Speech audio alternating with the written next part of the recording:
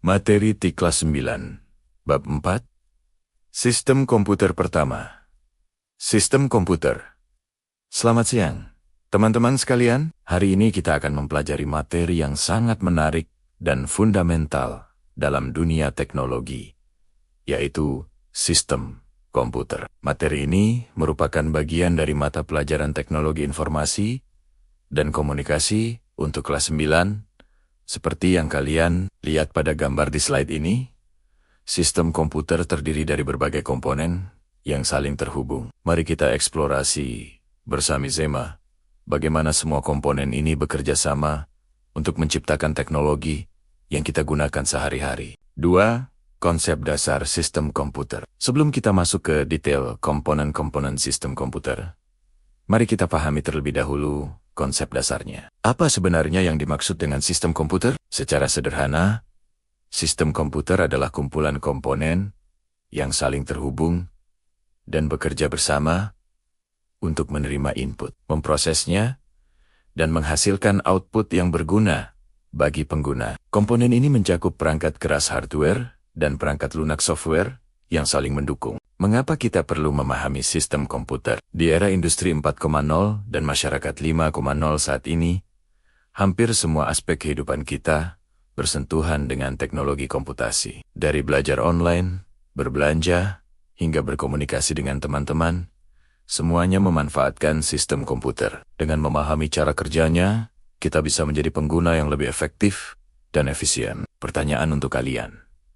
Menurut kalian, apa saja contoh sistem komputer yang kalian gunakan sehari-hari, selain laptop atau smartphone? 3. Komponen sistem komputer. Sekarang mari kita bahas komponen-komponen utama dari sistem komputer. Secara umum, sistem komputer terdiri dari dua komponen utama, perangkat keras, hardware, dan perangkat lunak software. Perangkat keras hardware adalah komponen fisik yang bisa kita lihat dan sentuh. Contohnya seperti yang kalian lihat pada gambar di slide ini, CPU Central Processing Unit yang merupakan otak komputer, RAM Random Access Memory untuk penyimpanan sementara, hard disk atau SSD untuk penyimpanan permanen, monitor, keyboard, mouse, dan lain-lain. Perangkat lunak software adalah program atau instruksi yang memberitahu komputer apa yang harus dilakukan. Tanpa perangkat lunak, perangkat keras hanyalah benda mati yang tidak bisa berfungsi. Contoh, perangkat lunak antara lain sistem operasi seperti Windows, macOS, atau Android, aplikasi produktivitas seperti Microsoft Office atau Google Docs, browser web seperti Chrome atau Firefox, dan game. Kedua komponen ini saling melengkapi. Perangkat keras menyediakan platform fisik untuk menjalankan perangkat lunak, sementara perangkat lunak memberikan fungsi dan kemampuan kepada perangkat keras. 4. Interaksi antar komponen perangkat. Setelah memahami komponen-komponen dasar sistem komputer, sekarang mari kita lihat bagaimana komponen-komponen ini berinteraksi satu sama lain. Seperti yang kalian lihat pada diagram di slide ini, semua komponen sistem komputer saling terhubung dan bekerja sama. CPU sebagai otak komputer mengendalikan semua aktivitas. RAM menyimpan data sementara yang sedang diproses. Hard disk menyimpan data secara permanen. Dan perangkat input-output seperti keyboard dan monitor memungkinkan kita berinteraksi dengan komputer. Salah satu contoh interaksi yang menarik adalah penggunaan teknologi nirkabel seperti Bluetooth. Dengan Bluetooth, kita dapat menghubungkan berbagai perangkat seperti mouse, keyboard, headphone, atau speaker ke komputer tanpa kabel. Proses ini melibatkan komunikasi data antar peranti melalui gelombang radio dengan frekuensi tertentu. Cara kerjanya sederhana.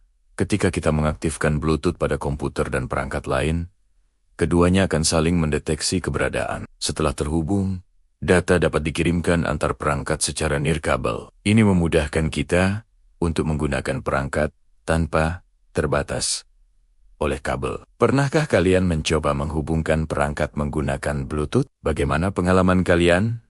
5. Cara kerja komponen sistem komputer. Sekarang mari kita bahas lebih dalam tentang cara kerja komponen-komponen sistem komputer. Pertama, Proses penyimpanan data dalam memori komputer. Data dalam komputer disimpan dalam bentuk biner 0 dan 1. Ketika kita menyimpan data, komputer akan mengubahnya menjadi bentuk biner dan menyimpannya di lokasi memori dengan alamat tertentu. Alamat ini biasanya menggunakan sistem heksadesimal basis 16 untuk memudahkan representasi alamat memori yang panjang. RAM Random Access Memory adalah jenis memori yang digunakan untuk menyimpan data sementara saat komputer sedang berjalan. Data di RAM akan hilang ketika komputer dimatikan. Sementara itu, hard disk atau SSD digunakan untuk penyimpanan permanen yang tidak akan hilang meskipun komputer dimatikan. Kedua, proses perhitungan aritmatika dan logika. CPU memiliki unit khusus yang disebut ALU Arithmetic Logic Unit yang bertanggung jawab untuk melakukan operasi matematika penjumlahan, pengurangan, perkalian, pembagian dan operasi logika AND, OR, NOT, XOR. Ketika kita melakukan perhitungan dalam spreadsheet atau menjalankan program, ALU yang akan memproses instruksi-instruksi tersebut. Ketiga, representasi data biner dan konversi data. Semua data dalam komputer, baik teks, gambar, suara, atau video, pada akhirnya disimpan dalam bentuk biner 0 dan 1. Komputer menggunakan sistem bilangan biner karena komponen elektronik dasar dapat dengan mudah merepresentasikan dua kondisi, on 1 dan off 0. Konversi antar sistem bilangan biner, octal, decimal, hexadecimal adalah keterampilan penting dalam informatika. Misalnya, bilangan biner 1011 sama dengan 11 dalam desimal, 13 dalam oktal, dan B dalam heksadesimal. Pertanyaan untuk kalian, mengapa menurut kalian komputer menggunakan sistem bilangan biner, bukan desimal seperti yang kita gunakan sehari-hari? 6. Penggunaan sistem komputer yang baik dan benar. Memahami cara kerja sistem komputer tidak lengkap jika kita tidak tahu cara menggunakannya dengan baik dan benar. Penggunaan yang tepat tidak hanya membuat kita lebih produktif, tetapi juga menjaga kesehatan kita. Posisi duduk yang benar. Seperti yang kalian lihat pada gambar di slide ini, posisi duduk yang benar saat menggunakan komputer sangat penting. Beberapa tips untuk posisi duduk yang ergonomis. Pertama, punggung harus lurus dan menempel pada sandaran kursi. 2. Kaki harus menapak rata di lantai, dengan lutut membentuk sudut 90 derajat. 3. Layar monitor harus sejajar dengan mata atau sedikit di bawah mata. 4. Lengan harus membentuk sudut 90 derajat saat mengetik. 5. Jaga jarak mata dengan layar sekitar 50-70 cm. Posisi duduk yang salah dapat menyebabkan masalah kesehatan seperti nyeri punggung, leher tegang, atau carpal tunnel syndrome. B. Tips penggunaan komputer yang aman dan efisien. Selain posisi duduk, ada beberapa tips lain untuk penggunaan komputer yang baik. Pertama, istirahatkan mata setiap 20 menit dengan melihat objek jauh selama 20 detik. Aturan 20, kurang 20. Kurang 20. 2. Gunakan pencahayaan yang cukup untuk mengurangi ketegangan mata. 3. Atur brightness monitor agar tidak terlalu terang atau redup. 4. Lakukan peregangan ringan setiap 30 menit untuk mengurangi kekakuan otot. 5. Jaga kebersihan perangkat komputer secara berkala. Apakah ada di antara kalian yang pernah mengalami masalah kesehatan karena penggunaan komputer yang tidak tepat?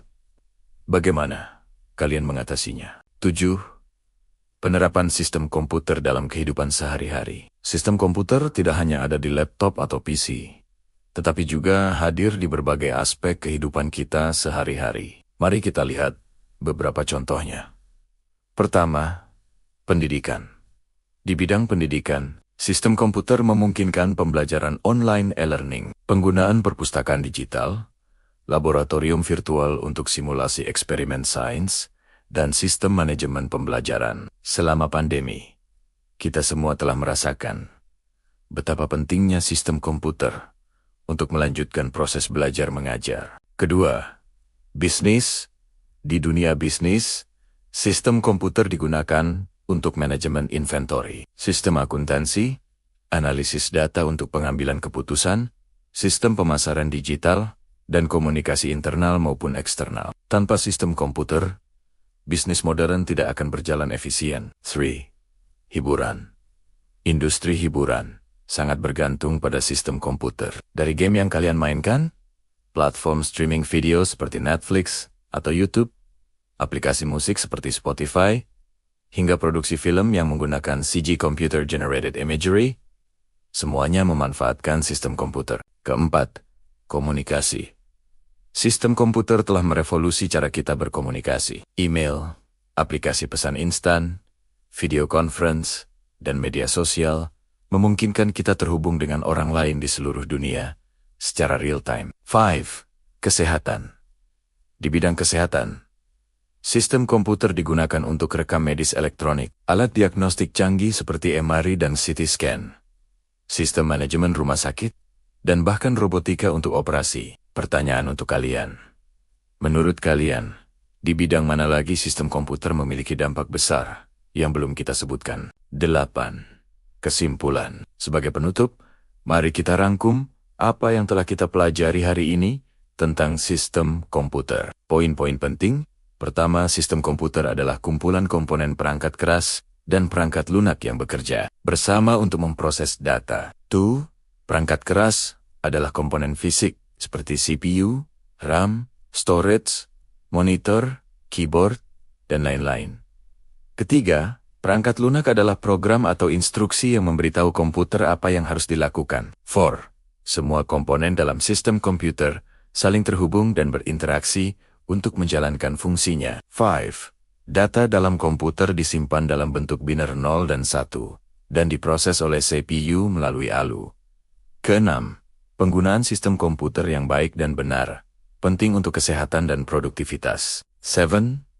Sistem komputer telah menjadi bagian tak terpisahkan dari berbagai aspek kehidupan kita. Pentingnya memahami sistem komputer. Di era digital saat ini, memahami sistem komputer bukan lagi sekadar pengetahuan teknis, tetapi telah menjadi kemampuan dasar yang diperlukan semua orang. Dengan memahami cara kerja sistem komputer, kita bisa menjadi pengguna teknologi yang lebih bijak, mampu memecahkan masalah teknologi sederhana, dan bahkan mungkin mengembangkan solusi teknologi baru di masa depan. Pesan motivasi.